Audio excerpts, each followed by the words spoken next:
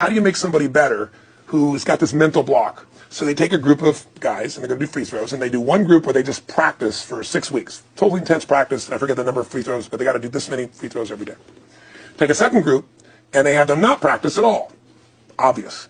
And they take a third group, and they don't let them touch a basketball. All they do is have them practice in their mind, but the key is, it's not practice makes perfect. It's perfect practice makes perfect, as corny as that sounds. So these guys see themselves making a shot every single time, conditioning their mind and body that it's perfect every time. They're not interrupted by a reality that would screw with them. So at the end of 6 weeks, they tally it up, and now they give them a test to see who has the highest free throw percentage, success. What do you guess it's going to be? Well, the obvious person says, obviously, it's not the guys that didn't practice, but which one is it, the mind, or is it the ones that actually practice?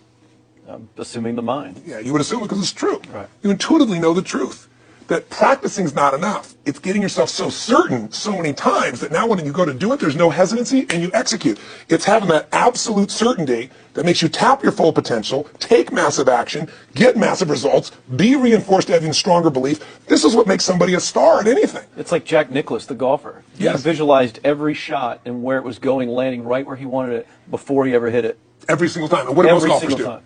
They just take a practice swing and they kind of hope for the best and point in the right direction and hit it. So I would drive around and I would envision myself holding those types of seminars and teaching people that kind of stuff.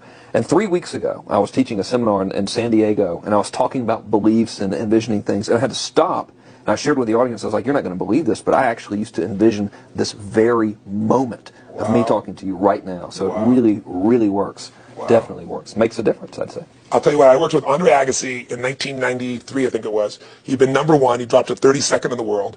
And he was literally ready to quit with no exaggeration. His father was managing him, and he was so angry with his life. And he went through some, I think, wrist surgery at the time, and he's working on his swing. And he was dating Brooke Shields at that point. They weren't married, and not his current marriage, obviously.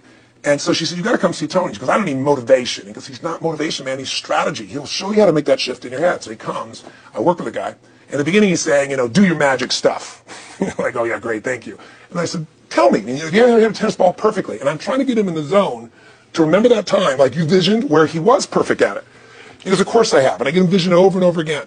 And finally, he's in the zone. He's feeling that again, right? He's seeing it, and he's feeling certain, and the swing is going perfect. And I said, how's that feel? He goes, it feels perfect. I said, but are you thinking about the swing? You're not thinking about the swing. You're not thinking about how to do it. You're just seeing the result you want so vividly that it's there. So all I did was train him how to go in that state over and over again. He won the next weekend. The second weekend he came in second. Within 6 months, he was #1 in the world again. And he gave me unbelievable credit. But all it was conditioning the mind. You did it with tape, so did I. We were just talking about this earlier, Pam and I used to go when I was 17 years old down to downtown Los Angeles, this place called Night Education, K-N-I-G-H-T, like at the night. I'd save up all my money, work as a janitor, and I would get these tapes and listen to these things over and over and over again. I went there for years, and I didn't have enough money, and I leveraged everything I had, but I knew how to train my mind. It's the one thing I knew how to do.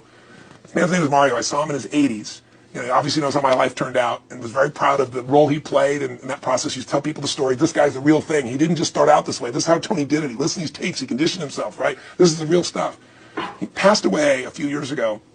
I'm calling his house, and he passed away, and his daughter was there, and she wanted to share with me that how I touched his life and so forth. But the best thing was, I thought, you know what? I want to get those tapes. I want to get that stuff that conditioned. I want to go back to that moment like you did of, that moment was visualizing, now I'm living it.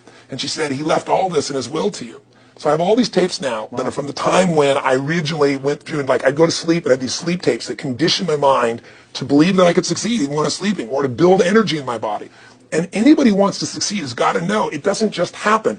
You can buy a product, but you also, with that product, have got to condition yourself. You got to make it a must, and you got to get a ritual. And if you do it, whatever you used to dream about you thought was so huge, you'll just live it. You'll live it like you lived this yesterday. Like we're all living the life that we envisioned because we had to, and because we played this game with our head. We got the belief to be real by seeing it enough times and feeling it enough times till our brain believed it, and then it made it happen. Which raised the potential, which made us take more action, which got us better results, which raised our beliefs again. That's right. And then that's why the rich get richer and the poor get poorer. So instead of bitching about it, change it. And this is how you change it. It's like a self-fulfilling prophecy. Completely. It's pretty easy to change. Just that one simple exercise was amazing. I'm still like, holy crap, I wonder what else I can do now. But look what most people do. Most people do the opposite of that, right? They get the product, or they think about doing it, and what do they envision? It not working. That's yeah, right. the excuses that so they envision it not working. As soon as they envision it not working, they feel uncertain. As soon as they feel uncertain, how much potential they tap? Little, if anything. And so they send back your product, and then you listen to the damn thing. And guess what? What does that do, by the way? they make that as another lousy result in their life. I didn't even follow through on that, and they believe even less. This process is the Holy Grail. It's where the whole game changes, and anybody can do it, and they can do it in a few minutes. And if they do it a few minutes each day, then they get a different life. They do it a few minutes one time, their life changes for the day. We're defined by our rituals.